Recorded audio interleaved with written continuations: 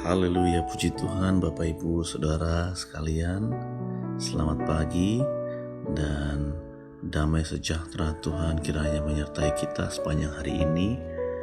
Pagi hari ini kita mengucap syukur kita kembali boleh bersama-sama berdoa, memulai hari yang baru dengan merenungkan kembali firman Tuhan.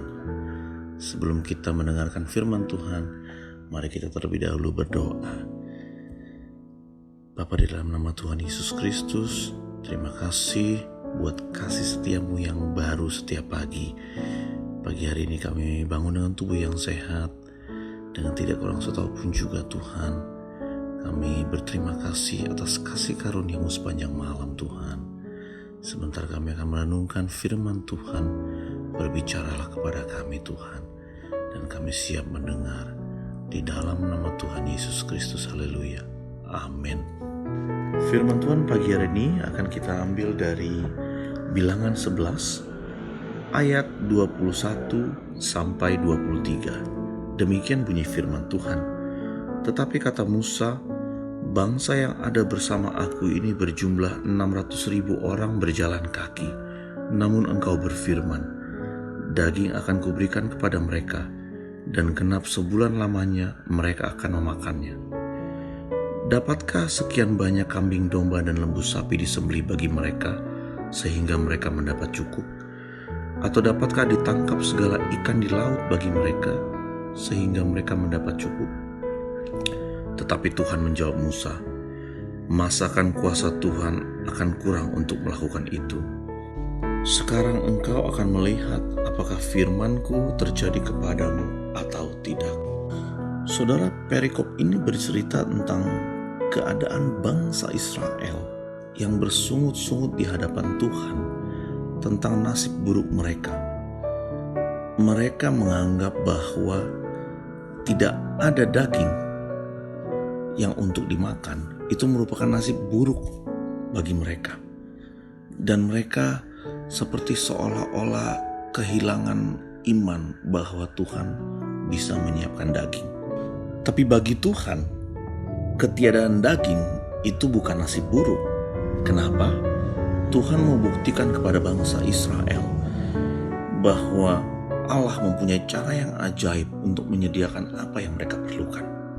Saudara, hari-hari ini semua bangsa sedang menghadapi satu masalah besar, yaitu masalah pandemi COVID-19.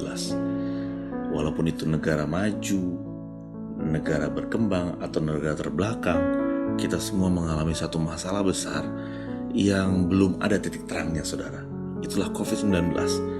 Walaupun vaksin sudah mulai dilakukan oleh hampir semua negara, tapi kenyataannya jumlah orang yang terkonfirmasi itu tetap juga masih tinggi, saudara.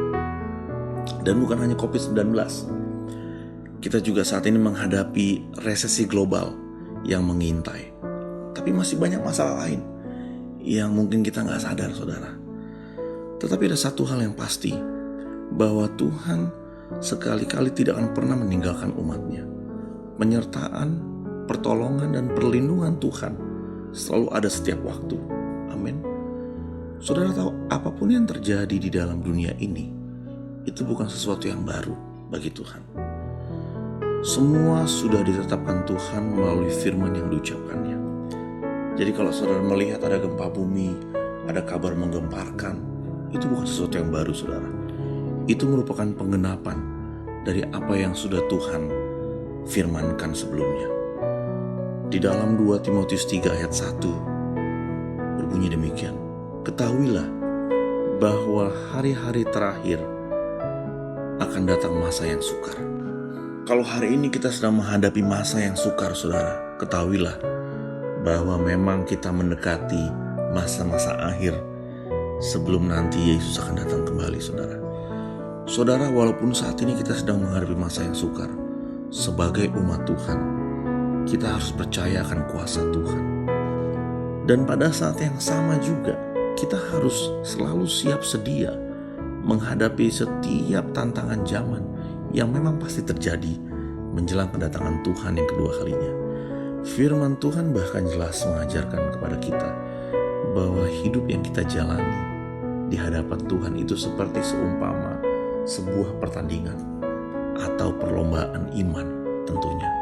Saudara, kita menghadapi atau kita saat ini baru saja menyaksikan Olimpiade, dan bangsa Indonesia cukup berbangga karena berhasil mempertahankan tradisi emas melalui ganda putri. Tapi saya percaya saudara, apa yang mereka sudah raih di Olimpiade tahun ini itu bukan mereka capai dengan mudah. Itu dengan keringat dan air mata, sampai pada akhirnya mereka berhasil meraih medali emas. Suatu kebanggaan buat bangsa kita. Saudara, pertanyaannya, kenapa hidup ini disebut sebagai pertandingan iman atau pertandingan rohani? Jawabannya cukup simpel, saudara. Karena ternyata dalam hidup ini Tuhan mengizinkan kita mengalami banyak hal. Bukan hanya berkat, tapi kadang-kala masalah, persoalan, dan tantangan. Saudara, hari-hari ini kita menghadapi banyak perubahan, saudara. Bukan hanya cara kita bekerja, bukan hanya cara kita keluar rumah, tapi juga penghasilan kita mengalami banyak perubahan. Kalau mungkin yang tadinya kita punya usaha, tapi dengan adanya pandemi ini kita mengalami kerugian 50%, 75%, atau bahkan hampir 100%. Itu merupakan hal yang sulit kita terima, saudara. Tapi itulah yang terjadi dengan adanya pandemi corona. Tapi saya percaya, saudara, melalui pergumulan, melalui persoalan yang kita hadapi setiap hari, itu dengan maksud dan tujuan yang sangat mulia dari Tuhan. Tuhan mau supaya kita bertumbuh. Tuhan mau supaya kita bertekun dalam kesusahan kita. Kenapa, saudara? Karena waktu kita bertekun dan mengandalkan Tuhan, kita boleh mengalami kemenangan demi kemenangan. Setiap orang yang diuji, setiap orang yang dihadapkan oleh masalah yang besar, hanya satu tujuannya, supaya nanti kita bisa naik kelas dan supaya kita bisa keluar sebagai pemenang, bukan sebagai orang yang kalah, saudara. Saudara, waktu kita diuji oleh Tuhan, Tuhan tahu hasilnya. Apakah kita akan melewatinya dengan menang atau enggak? Tapi pertanyaannya, apakah kita tahu? Kita tidak tahu, saudara. Dan kita hanya tahu waktu kita melewatinya, saudara. Dan pagi hari ini, kalau memang kita dihadapi satu masalah yang besar, kalau kita dihadapi oleh pergumulan yang berat, kalau Tuhan mengizinkan sesuatu yang berat terjadi dalam kehidupan kita, satu yang bisa saya katakan adalah kita harus menghadapi masalah tersebut. Kita sebagai anak Tuhan bukan berarti kita menyerah, tapi kita harus menghadapi masalah tersebut, saudara. Kita harus bangkit dan kita harus menghadapinya. Kenapa saya bilang kita harus menghadapi setiap pergumulan dalam hidup kita? Kita tidak boleh kalah. Ingat akan janji Tuhan di dalam 1 Korintus 10 ayat 13. Pencobaan-pencobaan yang kamu alami ialah pencobaan-pencobaan biasa yang tidak melebihi kekuatan manusia, sebab Allah setia, dan karena itu Ia tidak akan membiarkan kamu dicobai melampaui kekuatanmu. Pada waktu kamu dicobai, Ia akan memberikan kepadamu jalan keluar sehingga kamu dapat menanggungnya. Janji Tuhan di dalam firman-Nya itu berlaku untuk setiap masalah dan pergumulan hidup kita. Apapun bentuknya, apapun penyebabnya, Tuhan tidak akan pernah membiarkan masalah apapun yang terjadi melebihi kekuatan kita. Karena itu adalah janji Tuhan. Jadi saudara, kalau saudara merasa saya ini memiliki masalah yang paling berat di dunia, saudara, saya hanya mau berkata, itu tidak melebihi kekuatanmu. Tuhan tahu batas akhir kekuatan manusia untuk menghadapi masalah. Sama seperti karet, saudara. Kalau kita tarik karet terlalu melar, maka karet itu akan putus. Begitu juga hidup manusia di tangan Tuhan. Tuhan tahu batas akhir kekuatan manusia sampai seberapa jauh bisa ditarik. Dan Tuhan tidak akan membiarkan karet itu putus Tuhan tidak akan membiarkan kita kewalahan waktu kita menghadapi masalah yang kita hadapi. Dan saat ini saudara, sama seperti apa yang Tuhan katakan kepada Musa, masa akan kuasa Tuhan akan kurang untuk melakukan ini? Masa akan kuasa Tuhan akan kurang untuk kita dapat menghadapi masalah, untuk kita dapat mengalahkan pergumulan dalam hidup kita? Sekarang kita akan melihat apakah firman Tuhan itu terjadi dalam kehidupan kita atau tidak.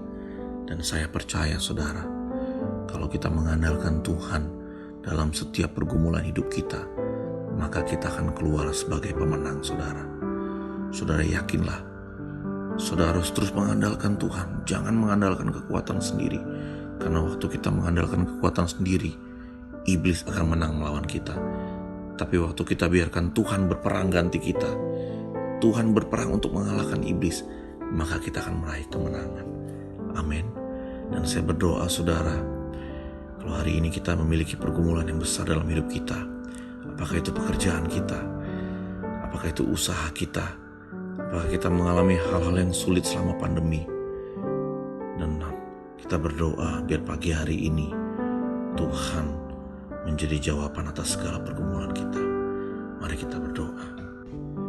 Bapa, di dalam nama Tuhan Yesus Kristus, terima kasih Tuhan buat firman-Mu Tuhan, yang memberikan kami keyakinan kembali Tuhan, yang kembali membakar iman kami Tuhan, bahwa Engkau ada di setiap kesulitan kami, Engkau ada di setiap pergumulan kami, dan Engkau ada di setiap permasalahan yang berat sekalipun Tuhan. Kami percaya Tuhan, waktu kami mengandalkan Engkau Bapa, waktu kami berseru kepada Engkau Tuhan, Engkau akan memberikan kami jalan keluar Bapa. Saat ini Tuhan kami berdoa buat setiap umat-Mu Tuhan, yang saat ini Tuhan mungkin mereka mengalami kesulitan keuangan, mengalami kesulitan pekerjaan, mengalami penurunan omset dari usaha mereka Tuhan. Hamba berdoa Tuhan, Engkau bukakan jalan keluar Tuhan. Engkau yang menjadi jawaban bagi mereka Tuhan. Engkau berkati mereka Tuhan dalam keuangannya mereka Tuhan. Engkau berkati Tuhan, senantiasa Engkau cukupkan kebutuhan umat-Mu Tuhan. Kami percaya Tuhan, kami berpegang teguh kepada janji firman-Mu Tuhan, bahwa orang yang mengandalkan Engkau, anak cucunya tidak akan meminta-minta Bapa. Terima kasih Bapa. Terima kasih buat pagi hari ini Tuhan. Biar kami boleh melakukan aktivitas hari ini Tuhan dengan satu keyakinan, bahwa Engkau beserta dengan umat-Mu di setiap pergumulan yang kami lakukan Tuhan. Setiap pergumulan yang kami hadapi Bapa, Engkau ada bersama dengan umat-Mu Tuhan. Terima kasih Tuhan Yesus. Kami sudah diberkati pagi hari ini Bapa. Di dalam nama Tuhan Yesus Kristus. Haleluya. Amin. Puji Tuhan. Tuhan Yesus memberkati saudara.